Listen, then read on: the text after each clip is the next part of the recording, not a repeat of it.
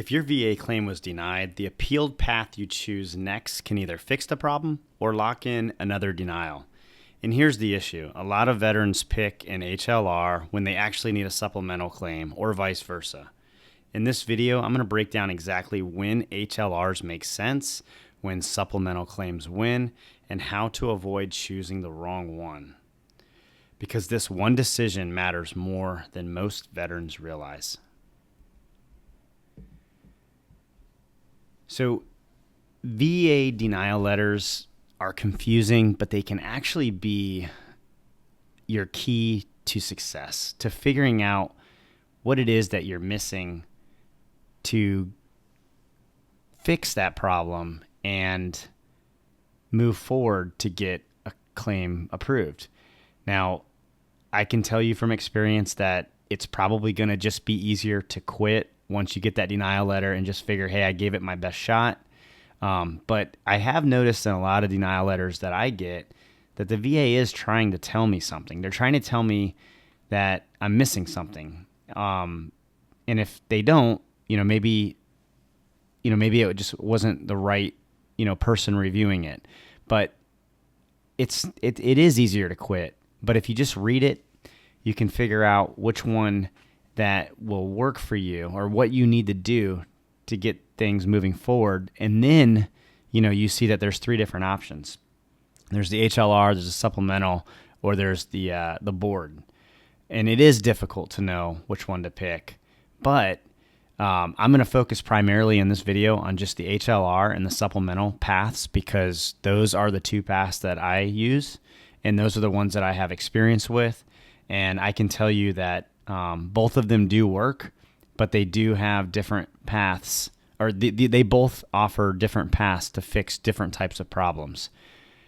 And I have personally submitted both. So I'm hoping that you can get something from my experiences.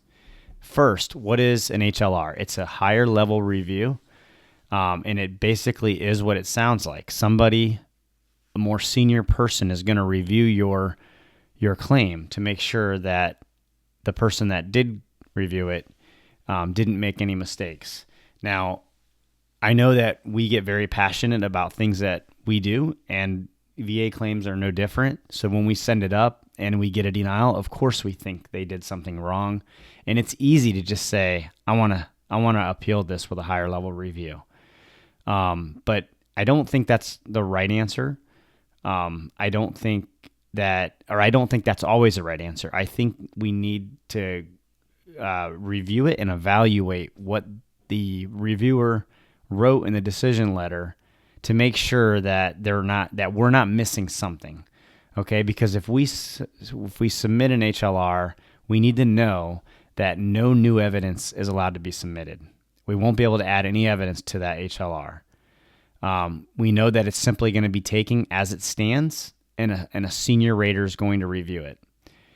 And if they find an error, then they're going to correct that error.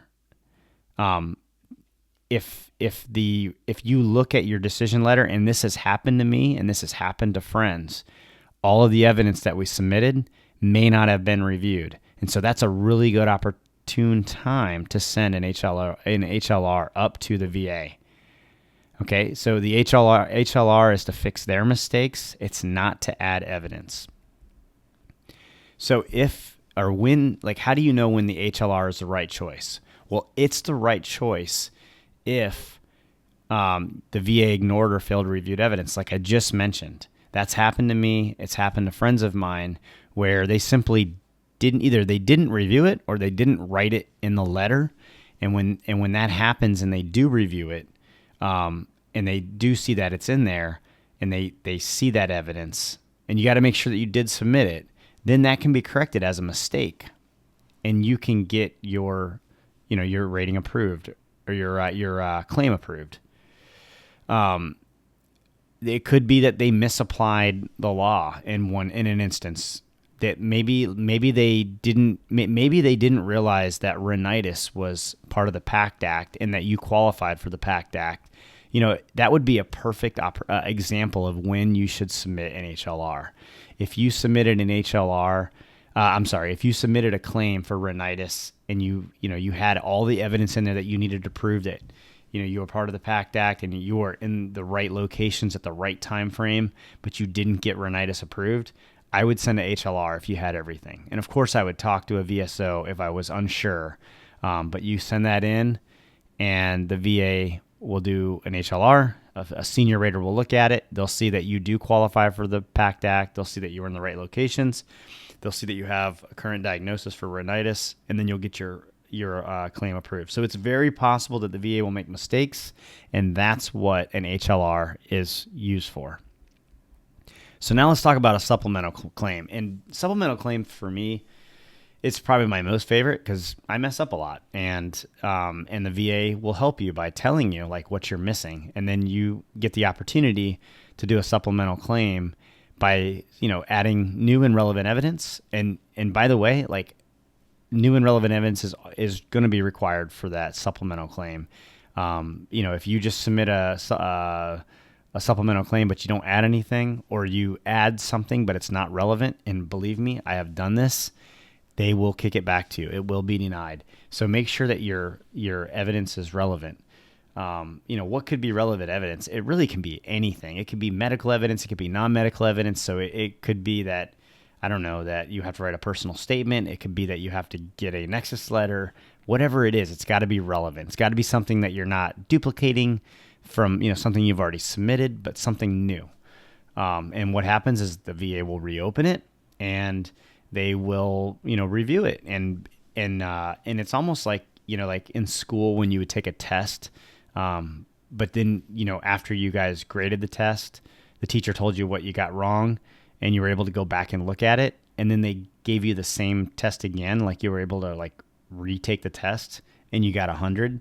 That's what this is. They're telling you what you're missing, and they're allowing you to add new and relevant evidence to answer those questions or address those concerns that the VA had, and then you're getting your claim approved.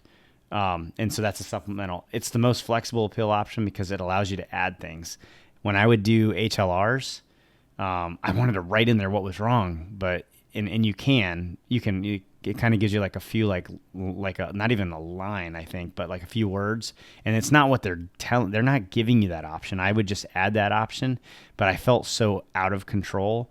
So in my opinion, the supplemental claim is the most flexible appeal option. So down at the bottom, I wrote supplementals are about strengthening the claim and adding whatever's missing. So it's a good option.